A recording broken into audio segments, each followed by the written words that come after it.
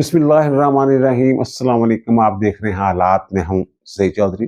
ऐवान सदर में वज़ीर-ए-आज़म मियां शहबाज शरीफ की सदर मुमलिकत आसफ अली ज़रदारी के साथ एक मुलाकात हुई है। ये मामूल की मुलाकात नहीं थी, ये गैर मामूली मुलाकात थी। ये मैं क्यों कह रहा हूँ, हमारे पास कुछ इन्फॉर्मेशन है जो हम आपके साथ शेयर करेंगे। और फिर जनाब जो हमारे वज़ीर साहब हैं जनाब अवैस लगारी, वज़ीर तवानाई, उन्होंने कौम को खुशखबरी सुना दी है कि जनाब बिजली सस्ती कर रहे हैं हम। कब सस्ती कर रहे हैं, कैसे सस्ती कर रहे हैं, इसके ऊपर भी हमने बात करनी है। और फिर जो अल्ले तल्ले हैं सरकार के, सरकारी मुलाजमीन के, ब्यूरोक्रेट्स के, उसकी कीमत हम कैसे अदा कर रहे हैं। मैंने गुज़श्ता रोज भी अर्ज किया था, गुज़श्ता से पस्ता भी लाग था मेरा, उसमें भी मैंने यही बताया कि इनके अल्ले तल्ले जो हैं उसकी कीमत, इनकी जो नालायकियां हैं उनकी कीमत तो मैं अदा कर रहा हूँ, आप अदा कर रहे हैं, और वो मजदूर अदा कर रहा है जो पूरा दिन गर्मी में मरता है या फिर सर्दी में मरता है और 1500 रुपए दिहाड़ी जो है वो घर लेके जाता है। अब ये जो गाड़ियों वाला मामला है, अच्छा पेट्रोलियम वाली जो बात हो रही है जनाब, पेट्रोलियम पे वो जो लेवी लगाई है जनाब, उसकी जनाब वो ये टैक्स नहीं इकट्ठा हो रहा। अजीब बात है यार, ये मैंने इकट्ठा करना है, ये उन लोगों ने इकट्ठा करना है जो लाखों रुपए तनख्वाह लेते हैं और तीन तीन किस्म के अलाउंसेस जो हैं तनख्वाह के बराबर, बेसिक पे के बराबर, वो लेके जाते हैं। और साल के आखिर में जनाब ऑनरेरियम भी मिलता है उनको। आला कारकर्दगी क्या है जनाब, टैक्स ना टैक्स इकट्ठा हो रहा है हमसे, ना टैक्स नेट बढ़ रहा है। वो जो ऑटो पे लगा हो ना, ऑटो पे, बल्कि जो ये स्लैब बनाते हैं ना, वो जो टैक्स की शरह की दर्जाबंदी करते हैं, वो इतनी भोंडी है कि जनाब वो एक साहब मुझे बता रहे थे कि जनाब मैं 10 लाख रुपए टैक्स देता हूँ, इनकम टैक्स वो कह रहे थे।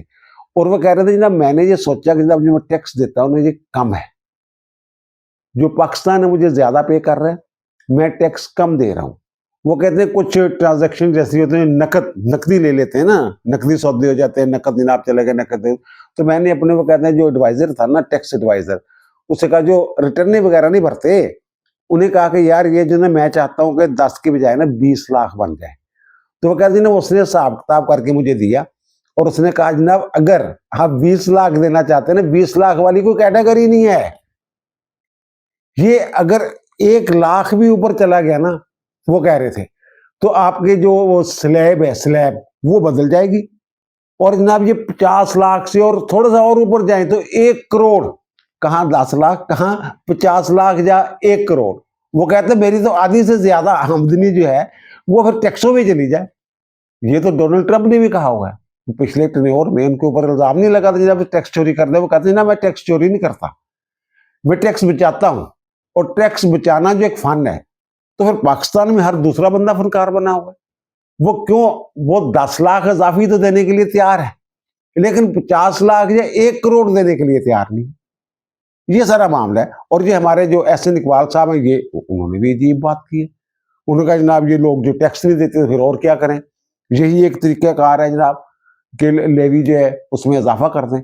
और हमारे जो वजीर पेट्रोलियम है, उन्होंने जो सेनेट की पेट्रोलियम कमेटी है उसमें जो उन्होंने बयान दी, उन्होंने ये कहा जनाब जो IMF है उन्होंने तो उनके साथ तो तय किया था 40 रुपए फी लीटर, लेकिन हालात कुछ ऐसे बन गए तो जनाब ये हमने 117 रुपए कर दिए, पता नहीं। और वो कहते हैं जनाब अब जो डीजल और पेट्रोल पे है वो IMF ये कह रही है कि जनाब आप इसको 160 रुपए कर दें फी लीटर। 160 रुपए फी लीटर तैयार रहे सर, क्योंकि इन्होंने टैक्स कलेक्शन करनी नहीं है जो तरीकाकार है, ना इन्होंने कोई इस तरीके से वो जो टैक्स की शरह की दर्जाबंदी है, टैक्स स्लैब के अंदर जिसको कहते हैं, ना इन्होंने वो कोई माकूल किस्म की बनानी है। ये उसकी कीमत किसने अदा करनी, मैंने, आपने। और वो जो मैंने मजदूर की बात की है, कल मैंने अर्ज किया था कि जनाब जो छोटे बड़े दुकानदार हैं, होलसेलर हैं, वो औसतन एक दुकानदार जो है ना वो 3700 रुपए सालाना अदा करता है इनकम टैक्स की मद में। लेकिन एक गरीब आदमी जो 1500 रुपए 2000 रुपए दिहाड़ी कमाता है, वो मेरा ख्याल है कि 1500 रुपए महाना वो पे कर रहा है। मुख्तलिफ इनडायरेक्ट जो टैक्सेस हैं जो उसके खाते में पड़े हुए हैं वो अदा करता है। ये अगर ये ताजरों का निकाला जाए महाना कितना टैक्स देते हैं, एक ताजर जब 308 रुपए 3700 रुपए अगर वो सालाना अदा करता है तो महाना कितना बनता है, 308 रुपए। 308, जबकि मैं आप जो इनडायरेक्ट टैक्सेस हैं, ये कहते हैं जो कॉम टैक्स नहीं देती, और भाई आपने विद होल्डिंग टैक्स एक लगाया हुआ है। यानी अगर मेरा वो लैंडलाइन है उसके ऊपर भी विद होल्डिंग टैक्स है, मोबाइल के ऊपर भी विद होल्डिंग टैक्स है, कोई लेन देन हो रहा है तो उस पर भी विद होल्डिंग टैक्स है, और उसके भी मुख्तलिफ स्लैब जो है वो मुकर्रर किए हुए। वो एक साहब ये बता रहे थे, ये हमारे दोस्त हैं, मिर्जा साहब कराची में होते हैं, बड़े बिजनेसमैन हैं, वो ये कह रहे थे जनाब, एक तो इन्होंने पहले जो ना 4% विद होल्डिंग टैक्स होता था उसको कर दिया 6%, और वो एडजस्टेबल भी नहीं है, रिफंड भी नहीं होता वो वाला जो है। और जो उसके बाद जो था 9% होता था एक विद होल्डिंग टैक्स, ये एक तरह से वो कर दिया 15%। वो ये एक तरह से एडवांस टैक्स होता है। जब आप टैक्स रिटर्न जमा करवाते हैं तो जनाब ये आप उसमें शो करते हैं जो आपने देना होता है सरकार को टैक्स, इनकम टैक्स के माध्यम, तो वो उसमें ये जनाब एडजस्ट हो जाता है। अब एडजस्ट होने के बाद भी कुछ पैसे बच जाते हैं। अब फर्ज करेंगे कि बंदे का साल का 1 करोड़ रुपया जो टर्नओवर है, उसने ये विद होल्डिंग टैक्स जो है जो 6% वाला है वो उसने जमा करवाने, यानी 6 लाख गया उसका जनाब। और अगर 10 करोड़ उसका बिजनेस है तो फिर कितने देगा, फिर 60 लाख उसका गया वहां। और वो अगर वो कह रहा था, अदाद शुमार सारे बता के मुझे, वो कह रहा था कि अगर ये विद होल्डिंग टैक्स जो है, अच्छा वापस अगर वो वापसी के लिए, रिफंड के लिए आप दरखास्त देते हैं तो कहते हैं जनाब उसके लिए भी उन्होंने कोई रेशो रखी हुई है, कितने % जनाब हमारे साइट पे देख करें, फिर हम आपके पैसे जो है रिफंड करेंगे। और रिफंड के कितने केस आते हैं यार, ये जो विद होल्डिंग टैक्स जो मोबाइल फोनों पे हम देते हैं, वो कितने लोग हैं यार जो टैक्स रिटर्न जमा करवाते हैं और रजिस्टर करवाते हैं, ये रिफंड लेते हैं, वो तो बीच में ही खत्म हो गए। और ये कहते हैं जनाब देखें हमने जनाब इस दफा टैक्स जो है वो बढ़ा दिया, वो टैक्स की वसूली बढ़ गई जनाब। इस तरीके से टैक्स की वसूली बढ़ाई हुई है इन लोगों ने। और अगर वो 15% वाला हो तो फिर उसका भी हिसाब लगा लें। वो कहते हैं कि अगर ये जितने भी रिफंड्स लोगों ने क्लेम किए हुए सारे FBR को वापस करना पड़े ना, तो 10 साल के लिए डिफॉल्ट हो जाए ये डिपार्टमेंट जो है। और ये कहते हैं हमें नई गाड़ियां चाहिए, हमें जनाब एयर कंडीशन गाड़ी चाहिए, उनके अंदर जनाब अजाफी खूबियां होनी चाहिए, ट्रैकर लगा होना चाहिए, नेविगेशन लगी होनी चाहिए, और पता नहीं क्या क्या होना चाहिए, बैक व्यू कैमरा होना चाहिए। कमाल है यार, खुदा का खौफ करें आप। इंतही शायद का मुतालबा तो तब करें ना आप जब आपकी कारकर्दगी आप कमा के दे रहे हो। आप सिर्फ खाने के लिए हैं, कमाने के लिए वो 1500 रुपए वाला जो बंदा है, जो 1500 रुपए दिहाड़ी कमाता है, वो मैं क्यों कह रहा हूं कि जनाब वो यानी 1500 रुपया जो दिहाड़ी कमाता है वो महाना जो है ना, महाना तो इनडायरेक्ट टैक्स मिला के वो 1500 के करीब इनको दे देता सरकार को। वो 45,000 रुपया कमाता है, 1500 अगर छुट्टी भी ना करे 45,000 बनता है ना 30 दिनों का, उसमें से 1500 रुपये टैक्स दे देता है। और जो दुकानदार हैं जिनको बिजनेसमैन है, जो बिजनेसमैन वो कितना टैक्स देते हैं, 300 समथिंग, जो मैंने बताया 308 रुपए जितना भी है वो करते हैं। अब ये कैसे, अब एक मजदूर देखें जिस पास एक मोटरसाइकिल है, उसने साइट पे जाना है, घर से निकलता है, और 10 लीटर भी अगर वो महाना पेट्रोल इस्तेमाल करे तो जनाब 117 रुपए के हिसाब से कितने बनते हैं जनाब, 1170 रुपया तो वही हो गए। और फिर जो जनरल सेल्स टैक्स की माध्यम अदा करता है, वो साबुन लेने जाता है, टूथपेस्ट लेने जाता है, वो ब्रेड खरीदता है, इनके ऊपर जो सेल्स टैक्स है वो सारा मिला के 1200-1300 रुपया महाना जो टैक्स देता है। और ये कहते टैक्स नहीं देते जनाब हम। और क्या करना है आपने, असल तो वो जो बड़े मगरमच्छ हैं उनके ऊपर आप हाथ नहीं डालते, आराम से बैठे हुए। टैक्सों के जरिए आमदनी का जो तखमीना होता है उसकी मंजूरी FBR ही देता है ना। ये जिम्मेदारी कबूल करते हैं ना कि हम जनाब इतने पैसे जो है वो रिकवर करके देंगे आपको। और होता है नहीं, ये FBR बजट में टैक्सों के जरिए आमदनी का जो तखमीना लगाया जाता है उसकी मंजूरी कौन देता है, कौन ये यकीन दहानी करवाता है कि जब हम ये टैक्स जो है आपको कलेक्ट करके देंगे FBR वाले। लेकिन इनडायरेक्ट जो है उसमें इजाफा करते जाएंगे, सेल्स टैक्स हो गया जैसे मैंने कहा, फिर वो पेट्रोल पे लेवी हो गई, और विद होल्डिंग टैक्स जिसका कोई हिसाब किताब ही नहीं होता, गरीब बंदे का जो टैक्स रिटर्न नहीं देता यार, वो कैसे वो रिकवर करेगा, एडवांस टैक्स दिया उसने। अच्छा बार ये एक तरफ तो ये रखे ना, दूसरी तरफ ये पेट्रोल वाली जो बात है कि ना पेट्रोल, अब जो हमारे फर्क सलीम साहब हैं, एक माहरे माशियात हैं, अच्छा उनकी जमा तफरीकें बड़ी ठीक होती हैं। वो ये कहते हैं कि ना पाकिस्तान में 85,500 गाड़ियां हैं, सरकारी गाड़ियां, उनकी मेंटेनेंस जो है वो सरकार के जुम्मे है। वहां उन्होंने जब गड्डियां तोड़ दे, फिर उन्होंने फैमिली के बच्चे ड्राइविंग सिखन जो मर्जी कर, जितने मर्जी मार दे, ਉਹਦੀ किसी ने कोई परवाह नहीं, क्योंकि खर्चा जो सरकार ने देना, सरकार ने दुरुस्त करवा के देनी है गड्डियां, उन्होंने मेंटेनेंस फ्री गड्डियां है।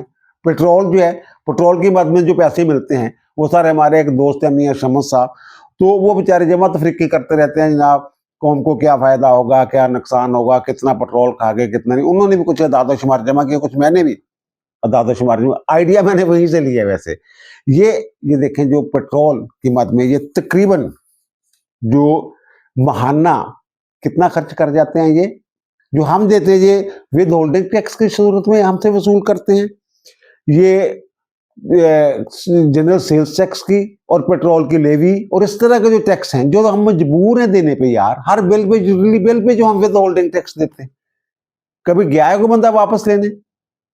अच्छा बहरहाल वो जनाब ये महाना एक महीने में 11 अरब 1,60,00,000 रुपए का एक महीने में ये पेट्रोल अड़ा देते हैं। ये सामान जो है, ये अदाद शुमार मैंने कैसे निकाले, ये देखें।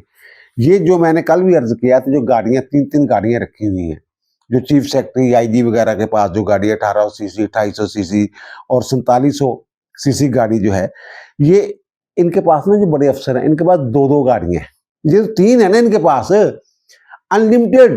अनलिमिटेड पेट्रोल सर 4700 वाली पे इनके पास 2 किस्म की गाड़ियां। एक जनाब ये है जो पर्सनल इस्तेमाल के लिए गाड़ी है, 2 गाड़ी, और दूसरी गाड़ी जो है वो सरकारी दौरों शोरों के लिए रखी हुई है।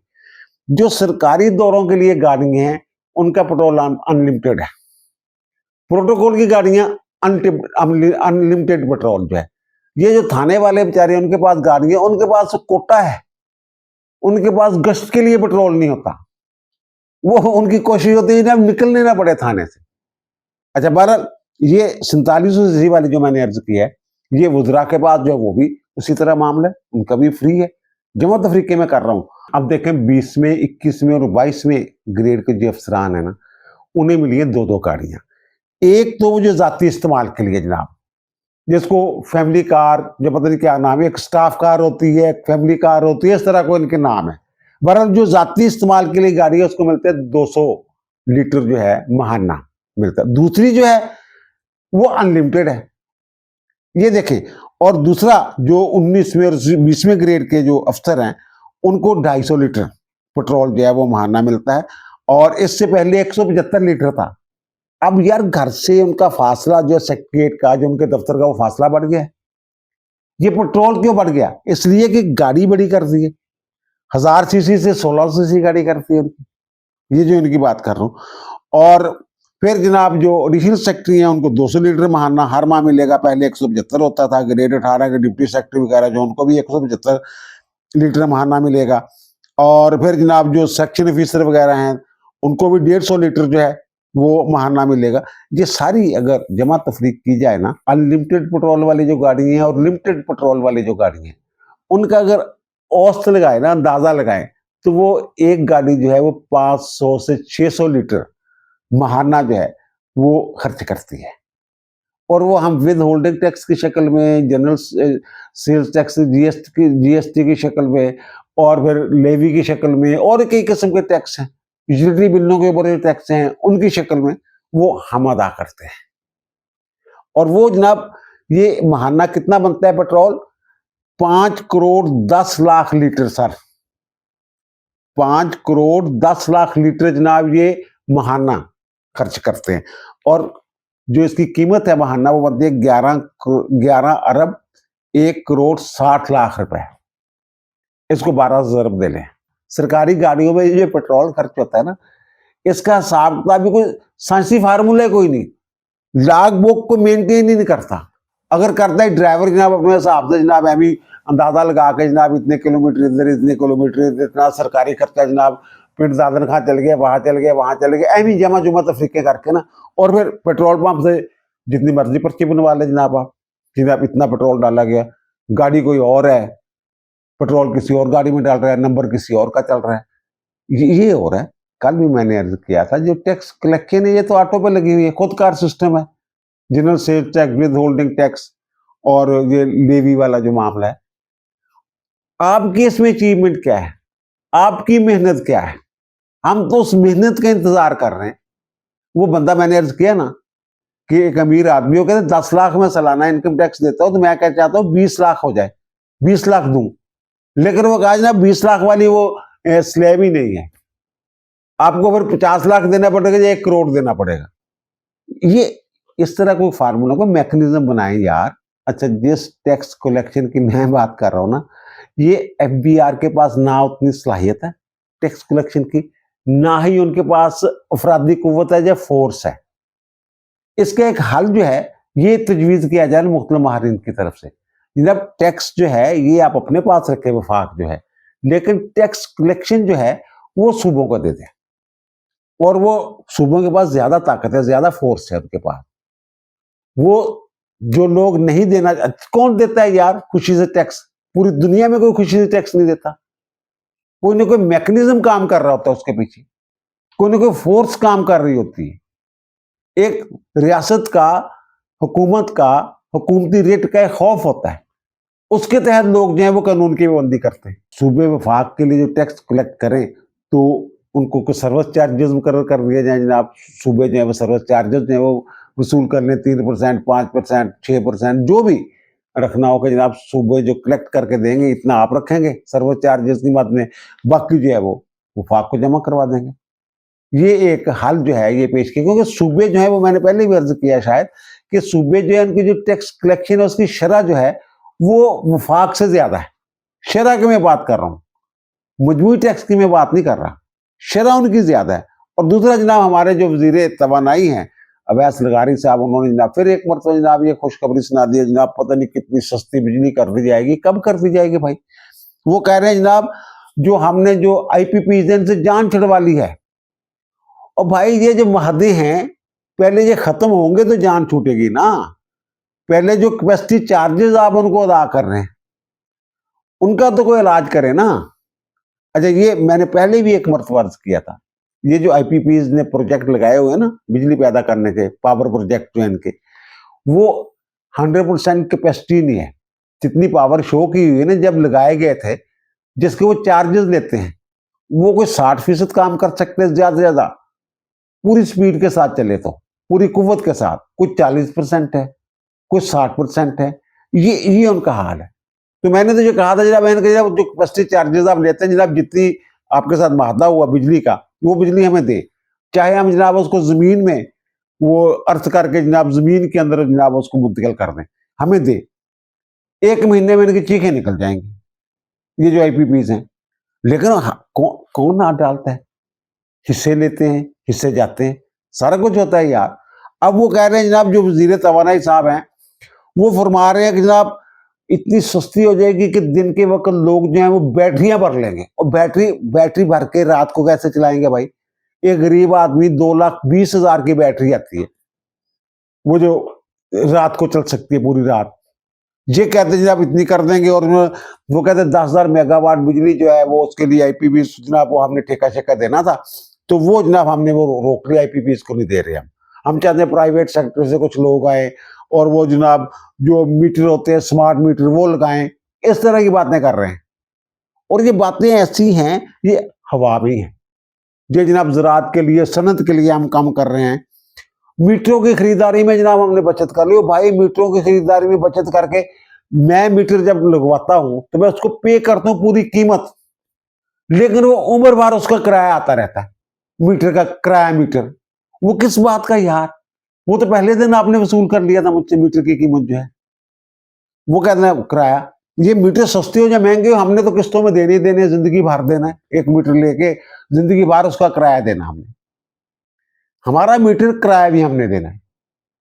ये और भाई मेरे बाकी जो आप ये बात कर रहे हैं, अच्छा ये जो बात की है ना इन्होंने, ये डॉक्टर मुसद्दिक मलिक को मैं बड़ा ऊपर रेट करता हूँ कि ना वो बड़ी दलील के साथ बात कर रहे हैं। वो उनके सामने ये सवाल रखा गया जनाब ये कब तक हो जाएगा, वो इसका कोई दो टोक जवाब नहीं दे सके। और फिर जो अवैस लगारी साहब है उन्होंने जो सोलर पैनल पॉलिसी बनाई थी वो कितनी मरतबा बदली है यार। यार हुकूमत जो है एक पॉलिसी बना के उस पर डट जाए ना, फिर लोग एतमाद करते हैं। अब इनके कहने पे जनाब हम बैटरियां खरीद लें, जितना भी औखा सौखा आधार दूर लैके कि रात ਨੂੰ जनाब दिन ਨੂੰ सस्ती बिजली आएगी ਅਸੀਂ बैटरी भर लांगे तो रात ਨੂੰ इस्तेमाल करांगे, बेशक 2 पखे चलाइए जनाब, और दूसरे दिन इनकी पॉलिसी बदल जाए। भाई एक पॉलिसी पे कायम रहे, और दूसरा इसका भी एक यही हल है, ये बिजली चोरी तो रोक नहीं रही आप लोगों से। तो वो एक साहब जो हमारे दोस्त हैं वो ये कह रहे थे कि जब इसका भी यही हल है कि जनाब सूबे जो हैं जैसे ये मुख्तलिफ हाउसिंग सोसाइटी नहीं वो बल्क में खरीदती हैं और अपने जो वहाँ लोग रहते हैं उनको जनाब वो फरोख्त करते हैं, खुद बिल लेते हैं, वो बल्क में खरीदते हैं, यानी कि वो थोक में खरीदते हैं और परचून में बेचते हैं। इसी तरह ये बिजली जो सूबों को बेच दें, सूबे खरीद लें और फिर वो परचून की शक्ल में अवाम को दे दें। ये सूबे जो है मैंने पहले भी अर्ज किया इनके पास ज्यादा फोर्स ज्यादा ताकत है, तो ये बिजली चोरी भी रोक सकते हैं। वो कह रहे हैं जब वो खैबर पख्तूनख्वा में बड़ी चोरी होती है, कराची में बड़े कुंडे लगते हैं, तो भाई वहां के खैबर पख्तूनख्वा की हुकूमत जाने, कराची की सरकार जाने, पंजाब की हुकूमत जाने, बलूचिस्तान की हुकूमत जाने, आप दें उनको पैसे लें। अब ये कहते हैं ना वो फिर खैबर पख्तूनख्वा वाले वो रॉयल्टी के बड़े पैसे बने हुए हैं, वो जनाब ये है, ओ भाई मेरे वो एक दफा दें उनको, फिर उनसे लेते जाएं, कटौती करते जाएं। अगर नहीं देते तो वो खुद ही चीखे निकलेंगे, अवाम खुद ही गिरेबान से पकड़ेंगे उनको, और अवाम को खुद ही समझ आ जाएगी जनाब हमारी बिजली चोरी का जो खमियाजा हम भुगत रहे हैं। कुछ कर ले ऐसा यार, कोई भी सिस्टम कर ले यार, ये मेरा कोई फार्मूला कोई ये नहीं कि जब यही फार्मूला, कोई और फार्मूला कर ले, बिजली चोरी तो रोके ना। आखिर में मैं अर्ज करूंगा कि जो ऐवान सदर में मुलाकात हुई है आसफ अली जरदारी और वजीर आजम की, तो ये जो मैंने अर्ज किया ये मामूल की मुलाकात नहीं थी, ये गैर मामूली हालात में गैर मामूली मुलाकात, ये मैं आपको बता रहा हूँ। और ये वैसे प्रेसिडेंट ने ये कहा जनाब जो इलाके सूरत हाल पर जनाब गौर किया गया। अच्छा इसमें ये चीज भूल गए कि चीन का दौरा करके आए हैं सदर मुल्क कि उसको ये लोगों को वजीर आजम को उन्होंने उस हवाले से दौरे चीन की तफसीलात से आगाह किया या एतमाद में लिया, जो भी बात ये इसमें मिस हो गई हुई है। वो जनाब मुश्किल जगराफियाई सूरत हाल उसके बारे में जनाब बात हुई, मार्का हक के शोधा को खराज तहसीन, वो तो खराज तहसीन आप इकट्ठे ही थे जब तकरीब हुई है 10 मई को, उसमें फील्ड मार्शल भी थे, सदर भी थे, वजीर आजम भी थे, सबने तकरीर वो तो कर दिया था आपने। और फिर जनाब अफगानिस्तान की सूरत हाल। अच्छा अब ये देखें वहां मुलाकात में था कौन कौन। मुलाकात में वजीर खारजा, नायब वजीर आजम, असाक डार साहब को सिर्फ वजीर खारजा ना समझे, वो फिनेंस के भी मास्टर हैं, आपके इल्म में कितनी मरतबा वजीर खजाना रह चुके हुए हैं। और बल्कि वो साहब कह रहे थे जनाब इस मौके पे जब ये लेवी वाला मामला हुआ है कि जनाब जो 117 रुपये अभी की है इजाफा किया है, तो इस वक्त ना किसी जुगाड़ की जरूरत थी। असाक डार होते तो शायद वो कोई जुगाड़ लगा जाते। बहरहाल ये असाक डार साहब, नायब वजीर आजम, स्पीकर कौमी असम्बली एजाज सादक, वफाकी वजीर दाखिला मोहसिन नकवी साहब। मोहसिन नकवी साहब तो जनाब आप समझ लेना वो तो सबके हैं ना, और उनके ऊपर जो कहा जाता है वो किन के हैं ये भी सबको पता है, ठीक है ना। और फिर जनाब वफाकी वजीर कानून आजम नजीर तारड़ साहब, और फिर जनाब सेनेटर सलीम मांडवी वाला, ये भी पैसों वाला मामला जो है देखने वाले हैं। और डॉक्टर आसम जो हैं वो पीपल्स पार्टी वाले, वो भी इस मुलाकात में मौजूद थे। इस सरदार एजाज सादक असम्बली का मामला होगा, और जो पैसों का NFC वार्ड का किस तरह की बात होगी वो साकडार साहब होंगे, सलीम मांडवी वाला साहब होंगे ये वाले। और जो 28वीं आईनी तरमीम मुजवजा 28वीं आईनी तरमीम जो है वो वजीर कानून जो है आजम नजीर तारड़ साहब, वो कुछ तजावीज़ लेके गए होंगे। भाई साहब जो 28वीं आईनी तरमीम की बातें हो रही हैं, कुछ महकमे जो हैं सूबों से वापस वफाक की तरफ जाने हैं, बल्दियाती निज़ाम जो आइन में दिया गया है उसको फाल करने के लिए कोई आइनी मैकेनिज्म जो है वो लाना है। और भी बहुत सारे मामलात हैं। नहरों वाला काम नहीं है ना, नहरों वाला, वो भी अभी खत्म नहीं हुआ। एनएफसी वार जो है, वो वाला, ये सारे मामलात जो हैं, इस हवाले से ये मुलाकातें हो रही हैं।